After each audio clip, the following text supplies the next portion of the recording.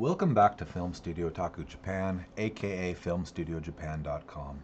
Today I am going to show you very quickly some key differences between keystoning on Darktable versus Capture One here. This is a Shichiko-san photo session here in Japan. I'm very fortunate that the mother has allowed me to use images of her daughters on social media. It's something that is not the norm in Japan because most people are very reserved and even in their own private social media accounts often hide their faces. So thank you to the mother because these are some of the best pictures I've ever done with portrait sessions. And I love anything that lets me do kimonos. I also do Shichiko or Station Shiki, which is when the girls turn about 20 years old, or they turn 20 years old, and yeah, it's hard to beat kimonos in Japan with the temples and with the fall colors and yeah, all the stuff that you can do here, the oceans. It's amazing. So yeah, it's really nice that I actually get to share some of the work because I've been doing this work for a while, and usually I can't share the photos, so it's nice. So, anyways. Just show you here, I have Capture One opened here, and this is the vertical keystoning function. It's up here, by the way. You have vertical, and then you have horizontal, and then you have basically both directions. So if I just, if I just align here these gates and click apply, you'll see, I mean, it works. It's more or less straighten up the image. But when you start looking back here, you'll see some of these lines are kind of going different directions. This gate still looks a little bit wonky. And also some of these horizontal lines are a little bit off. So what we'll do is, to be fair here, we're going to do the keystone here that lets us do both. We're going to reset it. And we're going to align this gate. Now you could choose something else to align, but with this photo I found the lining in the gate is the best you're going to get, especially with Capture One. And then with these keystones, I'm just going to bring them down try to keep everything else more or less level. And there's one more trick we can try here to be completely fair. Okay. So here's the image we've gotten. It's not bad, but again, I see some wonkiness. Now I'm going to try really quickly because there's a little line hiding back here. It's really short. It's really hard in Japan because a lot of the buildings, the older buildings like these, the temples and such, they have lines going every which way, lots of layers, lots of levels, and things like this. They're not actually connected to things like this. They're not always lined up like you might think they are. So this probably is not going to work, but we're going to try it. Okay. It didn't, I wouldn't say it was a failure, but yeah, I mean, it kind of skewed the whole image a little bit up at an angle here. So we're going to undo that one. And we're going to just leave it at this. I think this is about as good as we're going to get in Capture One. Now I want to show you in Darktable why Darktable, in my opinion, is vastly more powerful. So in Darktable, you're not limited for verticals, first of all, to just two angles. You can do here, here, here, here if you want, down the middle of this little thing, this line here, right next door to it. This one I know comes from right up here. Anyways, you can do as many as you want vertical lines here. So just doing that alone, you'll see here. Let's compare that to what we have in Capture One using both angles. Now they're close, but to me, the image I'm seeing here in Darktable is a little bit better. The lines are a little bit straighter. But we will go one step further here in Darktable because we can also do unlimited horizontal lines. But what I'm doing here is I'm trying to bring some of this foreground back in front of them so they don't feel squished against the front. It's not a bad framing, but it could be a little bit more space in the front here. And then we're just going to do this one right here. Now I experimented earlier with some of the other horizontals. Oops, that's a mistake. With some of the other horizontals, but I found that this one is the most in line with the image, and if I do too many, it gets kind of wonky. I do have to do two at least, but we have this one here. I could play with these, but for the moment, we're just going to leave it at that. And let's see what we get here now, doing all the angles at once. There we go. That went a little bit more dramatic than I expected it to up in here. And that, we'll just turn it off for a second to see how it affects their actual faces. Yeah, it tilted them more than I expected. That was a little bit unexpected. We will... Yeah, we're on original format cropping. It should be cropping into that. I don't know why it's not. That's interesting.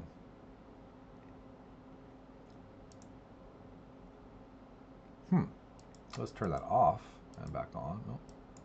Back on. Let me do it. Okay, off and on. Original format. There we go. Now it's cropped into it. So just looking at it there, it's not bad, but let's compare it to the Capture One. We lost a lot of the gate. I'm not sure why that happened. That's the first time that's happened during these editing process. It's definitely something to do with the horizontal. So I'm going to redo this line here, perhaps. And we'll also take this one back up a little bit. We'll see what we get now out of that. It's a little bit more sensible, but you know, we're gonna do this whole thing one more time. I swear, every time I do one of these videos, I get different results, but when I'm not recording, it's all smooth sailing. It's kind of funny how that works. Okay, we're gonna get that line. We're gonna, I think, probably the mistake I made was not ensuring that this upper frame was still maintained. So then we can take this lower frame here and just kind of go along it. We'll just do it all in one pass rather than two separate passes. Hopefully this keeps things a little bit more. There we go. That's a little bit more sensible. Now I did not do my verticals, so that's a problem. At least I didn't do them all. So one more time here. Let's try that out. There we go. Just a slight correction there on the other lines. Yeah, so let's see now how that looks. It looks pretty good. So again, there's nothing really wrong with this Capture One image, and I think most people would accept it. But when you really look into it, there's just a little bit of a warpy distortion feeling where like some of these lines are leaning slightly this way. These ones more or less vertical here, but leaning slightly here. Excuse me. And then right behind her too, it seems like it's leaning a little bit. Where in Darktable, yes, I see a tiny bit. And it's one of those things where you start comparing them to each other. You know, one might be distorted, but then you look at the straight one, and the straight one suddenly looks distorted because your eyes adjust. But when you really look at this one, though, try to find any real off-center lines, and I don't see them. Everything seems pretty vertical and pretty horizontal to me. So I think that not only does Darktable produce the better image, but it just lets you do so much more. There is one here, which I've already adjusted, where she's leaning into her, and you can see that, but she's actually leaning into her quite a bit more, to the point where it's distracting. So if I turn off the rotate in this perspective, you'll see here. Now, yes, this line is leaning, but if you actually look, this is vertical here. It's not the photo. This little sister is standing pretty much vertical. It may be ever so slightly tilting to the side, but what I did there, though, that again you cannot do in Capture One, is I actually created a separate line just for her, tilting slightly. And now I could do it in line with her whole body, but it's going to distort her too much. So just slightly tilting it creates this perfect, in my opinion, correction for this image. So I think most of you will agree Capture One is a lot more powerful in that regard. And you know, this is not any sort of shill video, because guess what? Capture One is free. Excuse me, I am saying Capture One. I am sleep deprived. Darktable is a free program, and you do not have to pay for it. Capture One is not free. There's a free version, I believe. But yeah, Darktable is free software. It's open source. It's been that way since the beginning. And yeah, it's amazing program. I've used it for well over 10 years, and I would say in the last 5 years really got more proficient with it. but I did switch to other programs for certain things, but I always use uh, Darktable for certain things like this keystoning.